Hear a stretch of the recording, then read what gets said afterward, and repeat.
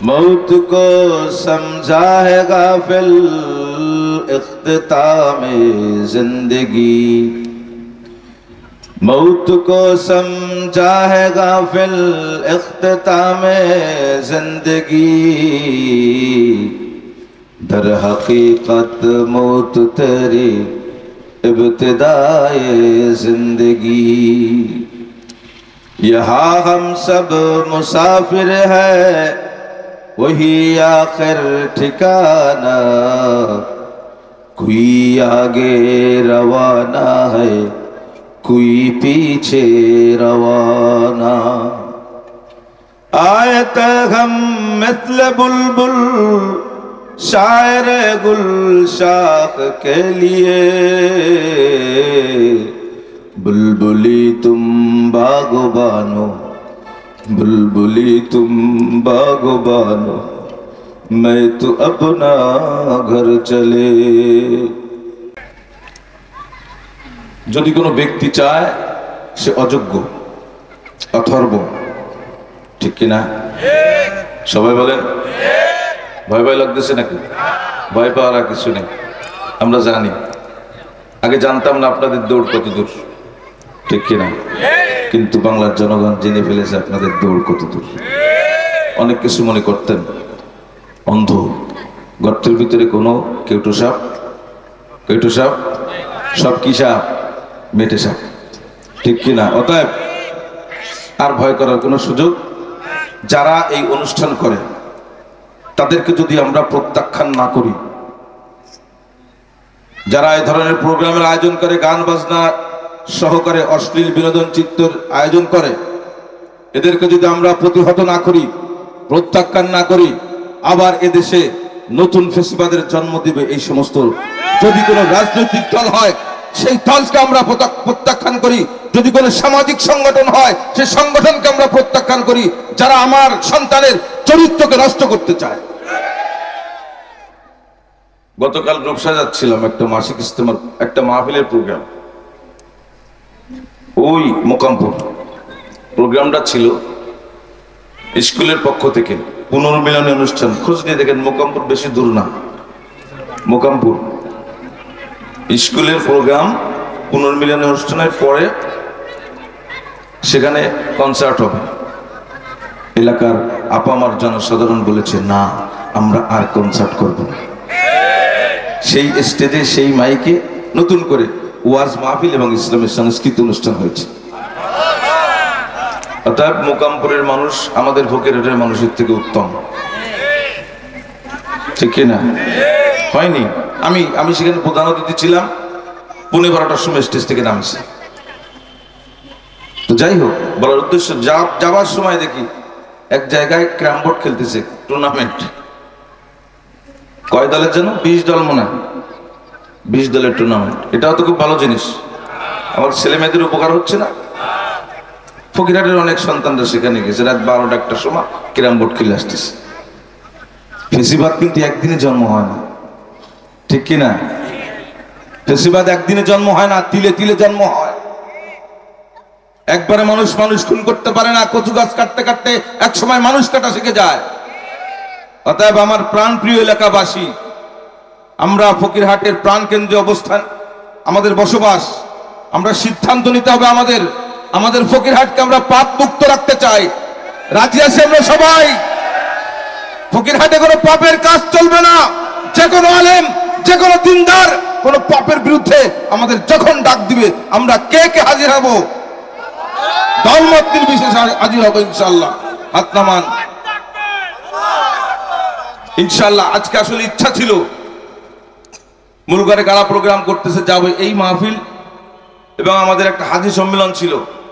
সকাল 11টা থেকে এই পর্যন্ত এই দুইটা নিয়েই ব্যস্ত ছিলাম, বিদায় খোঁজও নিতে ভুলে গেছি। ওখানে কনসার্টের পরে মনে পড়েছে, একটু শুনতে যাইতাম কারা করতেছে, তাদের একটু অনুরোধ করতে যাইতাম যে করেন না, এলাকার গজব আনেন না। গজব আসে কিনা? গানের কনসার্ট হলে গজব আসে, অবশ্যই অবশ্যই আল্লাহর গজব আসে গানের কারণে। সন্তান জেনার দিকে উদ্বুদ্ধ হয় গানের কারণে। গানকে জেনার অস্ত্র বলা হয়েছে। যে গান না শোনে সে জেনায় উদ্বুদ্ধ হয় না, সে অপকর্ম করতে পারে না।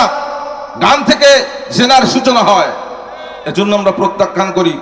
সামনে আমরা দলমত নির্বিশেষে আমরা সমস্ত পাপ কাজের বিরোধী। রাজি আছি তো সবাই ইনশাল্লাহ? একটা প্লেটে কালকে গতকালকে একটা প্লেটে আপনাকে নাস্তা দেওয়া হয়েছিল, আজকে যদি সেই প্লেটে যদি কোনো পায়খানা বা কোনো পচা জিনিস রাখা হয়, এটা কি কোনো বিবেকবানের কাজ হবে? সবাই বলেন। এই মহল্লার বাসী কি আছেন এখানে? আটটা কি ঝুটোতলা বলে যেটাকে, সেই মহল্লার মানুষ কি আছেন এখানে? আপনাদের কিছু বলতে চাই, আমরা এখানে ওয়াজ মাহফিল, ভালো লাগতেছে না আপনাদের? একটা না 10টা ওয়াজ মাহফিল, কোনো সমস্যা আছে নাকি? আজকে হবে, কালকে হবে, পরশু হবে, তরশু হবে। একজনে বলতেছে এত ওয়াজ হবে কেন? প্রশ্ন, আমরা ভ্রান্তির ভিতরে আছি। আচ্ছা, আমি তাকে বললাম, মোটামুটি ভালোই জ্ঞানী মানুষ তিনি, যে আজকে আবার অমুক দিন, তারপর আবার তমুক দিন, কোনো সমস্যা নেই। আজকে যদি এখানে ফুটবল টুর্নামেন্ট হয়, কালকে যদি ব্যাডমিন্টন হয়, পরশুদিন যদি এখানে ক্রিকেট হয়, এরকম যদি পর্যায়ক্রমে একের পর এক খেলা হয়, স্পোর্টস হয়, আমাদের কোনো আপত্তি থাকে নাকি? হ্যাঁ, ওটা যদি আপত্তি না থাকে, যদি বেশি বেশি ওয়াজের মাহফিল হয়, দ্বীনি মজলিস হয়, তাহলে আমাদের আপত্তি কেন? বোকামির কারণে। কিসের কারণে? বোকামির কারণে।